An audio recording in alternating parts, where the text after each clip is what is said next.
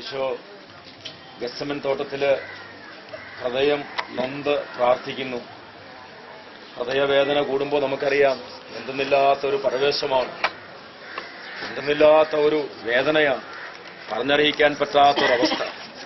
ഹൃദയത്തിൻ്റെ ഭാരം, വേദന അത് ഏറ്റവും മൂർച്ഛന്നാവസ്ഥയിലായി. ഹൃദയം അതിശക്തമായിട്ടിടിക്കാൻ തുടങ്ങി. അതിശക്തമായിട്ട് ഹൃദയമിടിക്കുമ്പോൾ രക്തം ഹൈ പ്രഷറിൽ പമ്പ് ചെയ്യാൻ തുടങ്ങും. ലോലമായ രക്തധമനികളെ പൊട്ടിത്തകർത്ത്, രക്തധമനികൾ പൊട്ടിത്തകർന്ന് രോമകൂപങ്ങളിലൂടെ രക്തം പുറത്തേക്ക് ഒഴുകുകയാണ്. അത്രമാത്രം കഠിനമായ വേദന ഈശോ ഹൃദയത്തിലേക്ക് ഏറ്റെടുക്കുന്നു. എന്റെയും നിങ്ങളുടെയും ലോകത്തിന്റെ മുഴുവന്റെയും പാപഭാരം മുന്നിൽ കണ്ടുകൊണ്ടാണ് ഈശോ ഇത്രയേറെ വേദനിക്കുന്നത്. ഈശോയുടെ രക്തം വിയർക്കാൻ കാരണമായി തീർന്നത്. രക്തം വിയർത്ത് പ്രാർത്ഥിക്കുന്ന ഈശോയുടെ സന്നിധിയിലേക്കൊന്ന് ചേർന്ന് നിൽക്കാം. എന്റെ പ്രാർത്ഥനാ ജീവിതം എപ്രകാരമുള്ളതാണ്? 10-15 മിനിറ്റ് സമയം പ്രാർത്ഥിച്ച് കടന്നു പോകുന്ന വ്യക്തികളാണോ നമ്മൾ? അങ്ങനെയെങ്കിൽ ദൈവത്തിന്റെ വചനം നമ്മളെ ഓർമ്മപ്പെടുത്തുന്നുണ്ട്, 1 മണിക്കൂറെങ്കിലും എന്നോടൊപ്പം നിങ്ങൾക്ക് ഉണർന്നിരിക്കാൻ, പ്രാർത്ഥനയിലായിരിക്കാൻ സാധിക്കുന്നില്ലല്ലോ. ഗെത്സമൻ തോട്ടത്തില് വേദനയോടെ പ്രാർത്ഥിച്ച് തിരിച്ചു വന്നപ്പോൾ അപ്പോസ്തലന്മാരും ശിഷ്യന്മാരും ഉറങ്ങുന്നതാണ് കണ്ടത്. അവരോട് വേദനയോടെ ഈശോ പറയുന്നു, 1 മണിക്കൂറെങ്കിലും എന്നോടൊപ്പം നിങ്ങൾക്കായിരിക്കാൻ കഴിയുന്നില്ലേ? പ്രാർത്ഥനാ ജീവിതം മന്ദീഭവിച്ച അവസ്ഥയാണോ? തളർന്നിരിക്കുന്ന അവസ്ഥയാണോ? യേശുവിന്റെ തിരുരക്തം നിന്നെ കഴുകും. യേശുവിന്റെ രക്തത്തിന്റെ ശക്തി എത്ര വലുതാണെന്ന് തിരിച്ചറിയുക.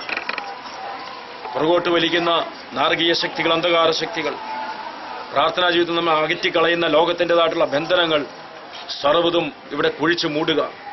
ഈ ഗെത്സമനിയിൽ കുഴിച്ചു മൂടുക.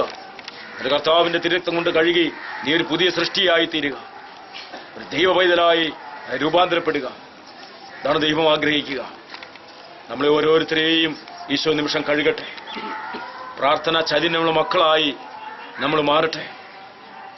നിനക്ക് നേരത്തെ ഉണ്ടായിരുന്ന സ്നേഹമോ വിശ്വാസമോ തീഷ്ണതയോ നിന്നിൽ ഞാൻ കാണുന്നില്ല എന്ന് വെളിപാടിന്റെ പുസ്തകം 3-ാം അധ്യായത്തിൽ നമ്മൾ വായിക്കുന്നുണ്ട്.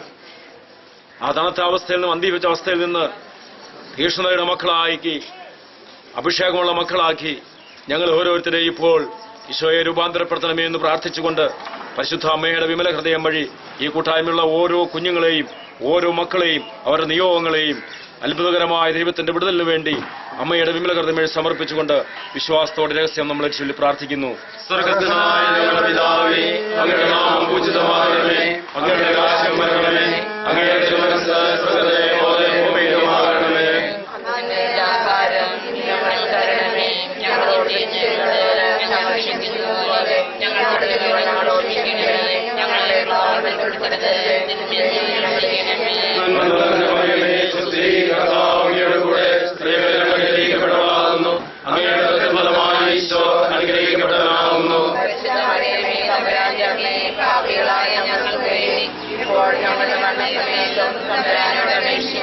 ഞങ്ങളുടെ